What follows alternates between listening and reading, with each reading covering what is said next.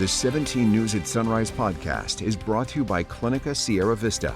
Welcome back to the 17 News at Sunrise podcast, where we share your news on your schedule. Working in the spirit of the Golden Empire, this is 17 News at Sunrise.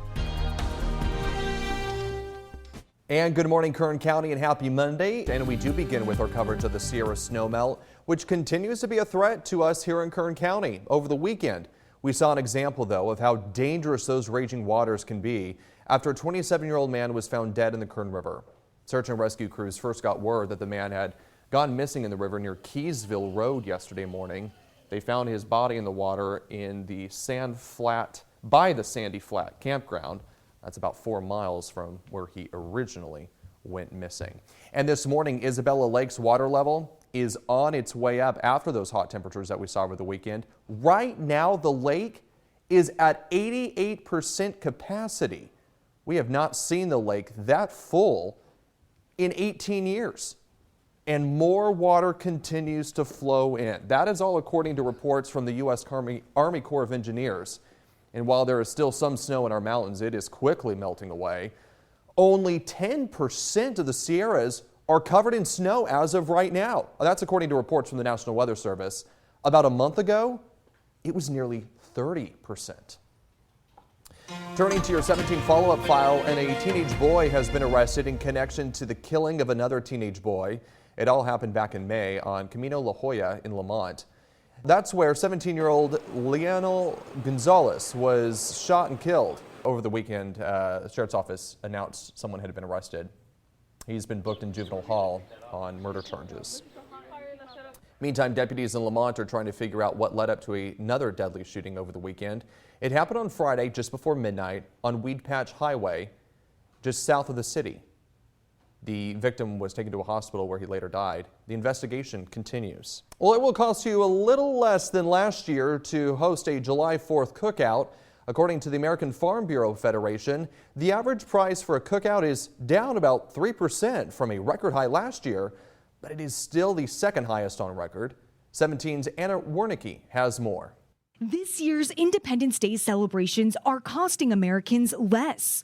According to the American Farm Bureau Federation, a dinner for 10 will cost 3% less than last year. A cost of $67.73 to put together a cookout for 10 people with things like pork chops and hamburgers and chicken breasts. Roger Cryan, the group's chief economist, says while the estimated $7 per person is a slight drop from last year, chicken breasts and eggs are both down. The cost is still the second highest on record. We're down 3% from last year, but that's still 14% higher than 2 years ago. Cryan says that has a lot to do with inflation, driving up prices for hamburger buns and ground beef. The price of a bag of chips up 7.9%. Ice cream and popsicles, 8% more. Tennessee Republican Senator Marsha Blackburn blames President Biden's policies for the high prices. Our president and the Democrats have made life too expensive to afford every single day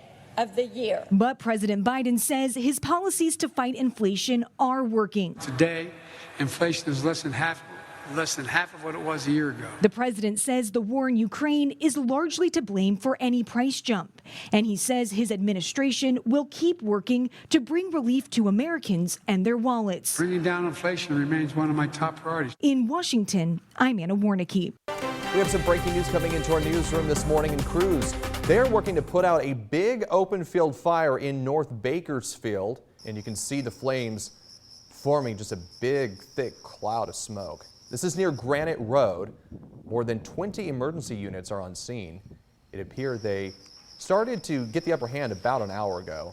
There is no official word yet from firefighters on how this blaze started, but of course we will keep you updated. And this comes after a 2-alarm fire over the weekend in Oildale. It broke out Saturday evening and started as a grass fire. And then you can see the fire created a thick black haze. The flames quickly spread to some buildings in the area, damaging them. The cause of this fire still under investigation.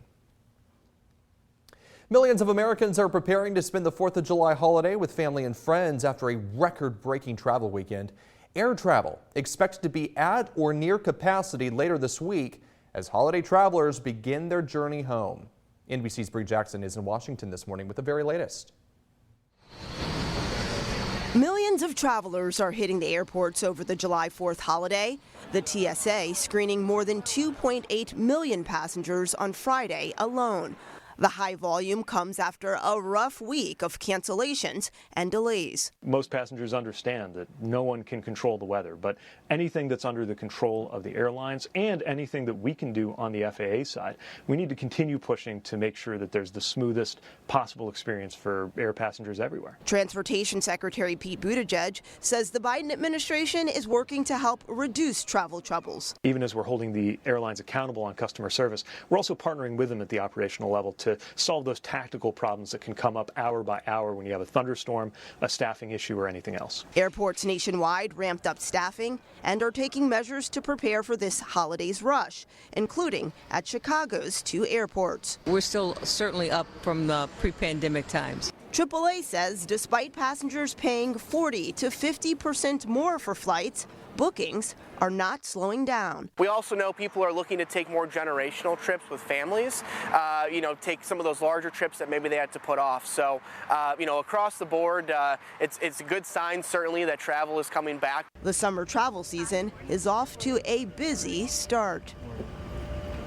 And AAA predicts that air travel will set a new record this Independence Day holiday. The previous record of 3.9 million air travelers was set back in 2019. In Washington, Bree Jackson, NBC News.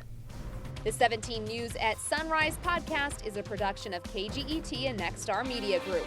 For more on all of the headlines in today's show, head to kget.com.